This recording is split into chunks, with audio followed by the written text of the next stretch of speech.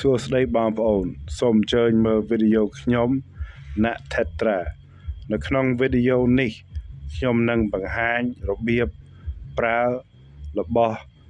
តេស្តទឹកអាងចិញ្ចឹមត្រីទឹកសាបហើយរបស់តេស្តទឹកនេះជារបស់អាមេរិកឈ្មោះ API Freshwater Master Test Kit នៅក្នុងប្រអប់វាមាន10ថ្លាសម្រាប់ដាក់ទឹកអាងទៅ4-10ទេហើយទឹកថ្នាំវាមានpH វាមាន2 pH ទាបហើយ pH ខ្ពស់ហើយទៅ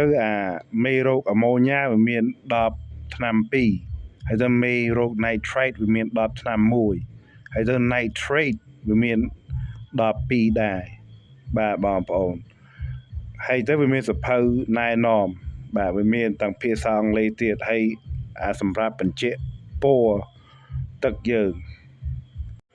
API មានសម្រាប់តេស្តទឹកអាងចិញ្ចឹមត្រី3ប្រភេទមួយនេះទឹកសាបហើយទៅវាមានទឹកប្រៃសម្រាប់អ្នកចិញ្ចឹមត្រីសមុទ្រហើយវាមានpond សម្រាប់គេដែលមានស្រះឬថាអាងត្រីធំនៅក្រៅផ្ទះអញ្ចឹងវីដេអូនេះខ្ញុំតែអាងចិញ្ចឹមត្រីដណ្ដើកខ្ញុំនេះហើយពេលខ្ញុំថតមេឃវាកំពុងភ្លៀងបន្តិចបន្តួចវាភ្លៀងលឹមស្រែកបន្តិចបន្តួចបាទពេលកំពុងថតនេះអញ្ចឹងបងប្អូនឃើញទឹកវាអញ្ចឹងអានឹងដោយសារវាមេឃលឹមអញ្ចឹងតោះឥឡូវនេះខ្ញុំចាប់ផ្ដើមហើយអញ្ចឹង10នេះយើងត្រូវដាក់ទឹកអាងយើង5មីលីលីត្របាទហើយវាមានលេខ5លើ10នឹងហើយអញ្ចឹងវាស្រួលវាស់គ្រាន់តែដួសចេញពីអាងទៅបាទអញ្ចឹងមុនដំបូងខ្ញុំតេស្ត pH ហើយយើងចាប់ផ្ដើមមើលpH ទាបហើយយើងដាក់3បណ្ណក់ចូល3តំណក់ចូល10ហ្នឹងទៅពេលយើងដាក់3តំណក់ចូលហើយយើងក្លុកវាហើយទៅលទ្ធផលចេញមកភ្លាមហើយបើវាខៀវខ្លាំងពេកវាខៀវអស់លេខពីกระดาษហ្នឹងអាហ្នឹងយើងត្រូវបញ្ជាក់ជាមួយ pH ខ្ពស់ហើយអានេះវាខៀវអស់លេខហើយវាខៀវខ្លាំងហើយវា 7.6 ឯងបើយើងមើលกระดาษហ្នឹងអញ្ចឹងអាហ្នឹងមានន័យថាខ្ញុំត្រូវបញ្ជាក់ជាមួយ pH ខ្ពស់បាទអញ្ចឹងបន្ទាប់ពីខ្ញុំតេស្ត pH ហើយខ្ញុំតេស្តមេរោគអាម៉ូញ៉ាហើយនេះអញ្ចឹងមេរោគអាម៉ូញ៉ាវាមាន12យើងប្រើ10លេខទី1មុនបាទហើយយើងដាក់8តំណក់ចូល10ហ្នឹងបាទអញ្ចឹងយើងប្រើ10ទី1ដាក់8តំណក់ចូលទៅហើយមិនបាច់ក្លុកវាមិនបាច់អីទេពីព្រោះពីតពី10ទី1យើងប្រើ10ទី2យើងដាក់8តំណក់ដូចគ្នាហើយទៅយើងក្លុកវា5វិនាទីឲ្យខ្លាំងបាទបន្ទាប់ពីហ្នឹងយើងចាំ5នាទីបានលទ្ធផលវាចេញត្រឹមត្រូវបាទអញ្ចឹងឥឡូវនេះខ្ញុំរៀបចំរោអាម៉ូញ៉ា10ទី2ហើយនេះហើយនេះខ្ញុំបង្ហាញបាទនេះអាម៉ូញ៉ា10ទី2យើងដាក់8តំណក់ដូចគ្នាអញ្ចឹងបាទយើងលាយវាចូលគ្នាបងប្អូនបាទអូខេអញ្ចឹងពេលខ្ញុំដាក់ហើយខ្ញុំក្លុកវា5វិនាទីហើយដាក់ចោល5នាទីបាទអញ្ចឹងឥឡូវយើងក្លុកសិន5រាប់ទៅ5វិនាទីបាទហើយទៅយើងដាក់វាចោលទៅ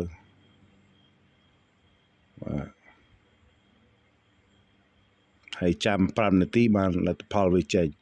ឥឡូវនេះខ្ញុំតេស្តមេរោគnitrate ហើយឥឡូវនេះយើងចូលមេរោគ nitrate ហើយ nitrate វាមាន10តែ1ទេ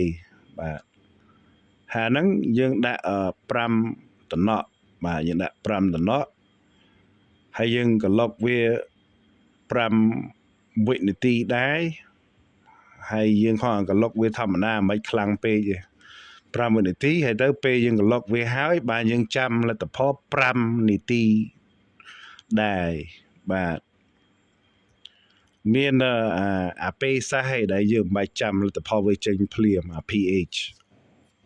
បាទឥឡូវនេះខ្ញុំកំពុងដាក់ប្រាប់ដំណក់សម្រាប់មេរោគ nitrate ហើយទៅក្លុកវា5វិនាទីពេលក្លុកហើយចាំ5នាទីបាទ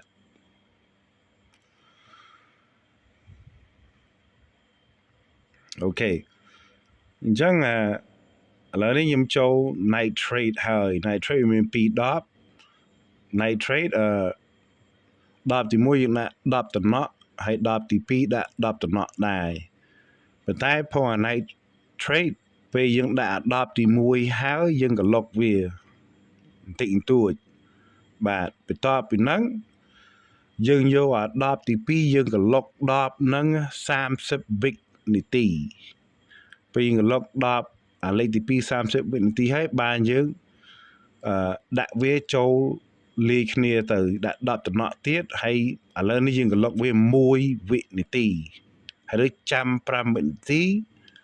ចាំ5នាទីបានលទ្ធផលចេញបាទអញ្ចឹងឥឡូវនេះខ្ញុំដាក់អាលេខ1ចូលហើយខ្ញុំក្លុកវាបន្តិចបន្តួចឥឡូវនេះខ្ញុំបង្ហាញអា10លេខទី2អញ្ចឹងឥឡូវនេះយើងត្រូវក្លុកវា30វិនាទីបាទបងប្អូនអញ្ចឹងនេះកំពុងក្លុកហើយពេល30វិនាទីហើយយើងដាក់10តំណក់ចូលលាយគ្នាបាទដាក់10ហើយពេលអា10នឹងចូលបាទយើងក្លុកអា10ហ្នឹង1វិនាទីហើយពេលហើយយើងចាំ5វិនាទីបានលទ្ធផលចេញបាទអូខេអានេះខ្ញុំក្លុកអា10ទី2ហ្នឹង30វិនាទីហើយបាទឥឡូវនេះយើងដាក់10តំណក់ចូលបន្ទាប់ពីហ្នឹងយើងក្លុកអា10ហ្នឹង1នាទីបាទហើយទៅបន្ទាប់ពីហ្នឹងយើងចាំ5នាទីបាទហើយនេះឥឡូវនេះចាប់ផ្ដើមក្លុក1នាទីហើយបាទគាត់រាប់ដល់60ទៅ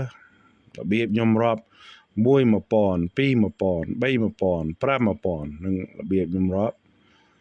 បាទហើយខ្ញុំចង់និយាយពីរឿងផងអាម៉ូញ៉ាមេរោគអាម៉ូញ៉ាហើយ nitrate plate អាហ្នឹងខ្ញុំខំតែមើលបាទរបស់ខ្ញុំអត់មានមេរោគទេបាទថាណាបើរបស់យើងមានមេរោគចេញវាពណ៌វាចេញមកភ្លាមមកបាទតែយើងនៅត្រូវតែចាំ5វិនាទីបើយើងដឹងកម្រិតយើងមានកម្រិតពុលនឹងប៉ុណ្ណាតែបើយើងមានយើងឃើញដោយអាម៉ូញ៉ាយើងឃើញវាពណ៌បៃតងភ្លាមបាទប៉ុន្តែយើងនៅត្រូវចាំវិនាទីដោយសារយើងដឹងកម្រិតអាម៉ូញ៉ាយើងមានប៉ុណ្ណាឬថាមេរោគ nitrate ដូចគ្នាបើវាមានមេរោគ nitrate វាចេញពណ៌ស្វាយបាទប៉ុន្តែយើងនៅត្រូវចាំ5នាទីដើម្បីយើងដឹងកម្រិតវាប៉ុណ្ណាអូខេឥឡូវនេះខ្ញុំក្លុកវា1នាទីហើយឥឡូវខ្ញុំចាំ5នាទីបាទសូមអធិស្ឋានបងប្អូនវាមានលេខច្រើនអញ្ចឹងនិយាយវាពិបាកបាទខ្ញុំដាក់ដៃ5ហ្នឹងមានន័យថាចាំ5នាទីឥឡូវនេះខ្ញុំយកអា pH មកឲ្យឃើញវាខៀវអស់លេខហើយឥឡូវតោះយើងមើលกระดาษនេះអូខេបាទនេះกระดาษបាទអាខាងឆ្វេងហ្នឹងអាខាងឆ្វេង10ហ្នឹងអាហ្នឹង pH ទាបបាទឃើញទេវា7.6ហើយវាអស់លេខហើយវាមិនអាចវាស់ខ្ពស់ជាងហ្នឹងទេអញ្ចឹងឥឡូវនេះយើងត្រូវបញ្ជាក់ជាមួយអា pH ខ្ពស់ហើយអាហ្នឹងខ្ញុំចាក់អាហ្នឹងចោលហើយដួសទឹកអាងចេញថ្មីបាទហើយឥឡូវនេះខ្ញុំយកអា pH ខ្ពស់បាទអាទឹកចាស់យើងចាក់ចោលបងប្អូនបាទអញ្ចឹងយកអា pH ខ្ពស់ធ្វើដូចទៅគ្នាអានេះខ្ញុំភ្លេចម៉ានតំណក់អើយប៉ុន្តែលេខវាលើ10ហើយលេខវានៅក្នុងសភៅណែនាំចេញដាក់តំណក់វាចូលទៅហើយយើងក្លុកវាបន្តិចបន្តួចទៅហើយវាចេញលទ្ធផលភ្លាមបាទអញ្ចឹងឥឡូវយើងកំពុងមើលអា pH ខ្ពស់បាទហើយក្លុកវាបន្តិចបន្តួចទៅអញ្ចឹងទឹកអាងហ្នឹងដោយសារវាជាសំងបងប្អូនអញ្ចឹងបាន pH វាខ្ពស់ឃើញរហូតដល់ពណ៌ស្វាយហើយបាទតោះយើងមើលជួរទី2អាហ្នឹងpH ខ្ពស់បងប្អូនជួរទី2នេះបាទដែលយើងកំពុងច្អល់តោះយើងមើលកម្រិតវាអញ្ចឹងកម្រិតវាអានេះខ្ញុំហៅ 8.2 ចុះអាច 8.4 ប៉ុន្តែបើខ្ញុំត្រូវហៅខ្ញុំថា 8.2 ហើយបាទប៉ុន្តែអាច 8.4 បាទប៉ុន្តែនេះ 8.2 ម្រាមដៃខ្ញុំនៅឥឡូវនេះបាទខ្ញុំថា 8.2 pH វាបាទអញ្ចឹងឥឡូវ5នាទីវាកន្លងផុតហើយអញ្ចឹងយើងអាចមើលលទ្ធផលអាម៉ូញ៉ាបាទអាម៉ូញ៉ា0ឲ្យតែឃើញពណ៌លឿង0ហើយបងប្អូនបាទអូខេអាម៉ូញ៉ាហ្នឹងបាទអូខេពណ៌លឿង0ឥឡូវយើងមើល nitrate បាទឲ្យតែឃើញពណ៌នេះផ្កាយមេឃដឹងតែ0ហើយបាទហើយនេះពណ៌ផ្កាយមេឃបាទ0បាទតទៅហ្នឹងយើងមើល nitrate បាទ nitrate លេខ5បាទ 0.5 5.0 និយាយខុស 5.0 ppm បាទពណ៌ក្រូចហ្នឹងបាទហើយជាមួយអាងនេះវាទៀបដោយសារវាមានកូនដើកតែមួយបងប្អូនពេលយើងដូរទឹក